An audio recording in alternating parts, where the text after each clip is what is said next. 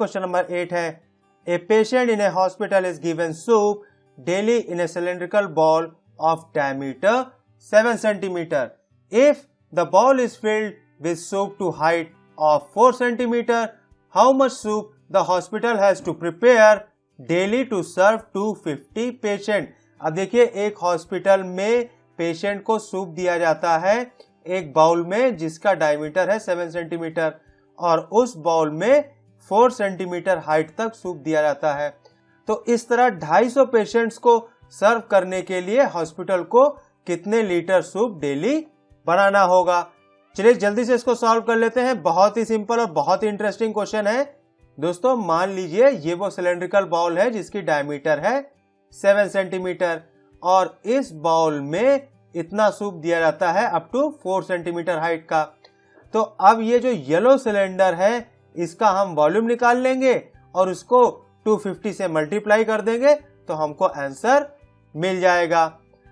अब यहां पर देखिए height h is equal to 4 cm। अब हमें केवल इस सूप का ही वॉल्यूम निकालना है तो हाइट हो जाएगी 4 cm।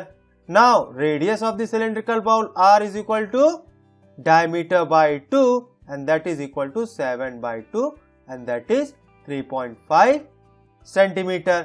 अब बहुत ही सिंपल है, एक बाउल में सूप का वॉल्यूम निकाल लेते हैं। Now volume of the soup in one bowl is equal to pi r square h and that is equal to 22/7। r square is equal to 3.5 into 3.5 और h है यहाँ पर 4। अब यहाँ पर देखिए 7 और 3.5 आपस में कट जाएगा और इन सबको आपस में मल्टीप्लाई करेंगे तो इसकी वैल्यू आ जाएगी 154 centimetre cube.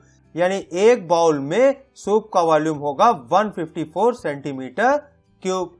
Therefore, volume of the soup given to 250 patient is equal to 154 into 250 and that is equal to 38,500 centimeter cube. That is volume of soup given to 250 patient is 38,500 centimeter cube.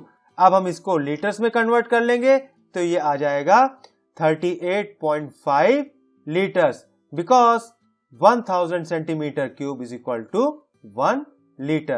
Therefore, volume of the soup given to 250 patient is equal to 38.5 liters.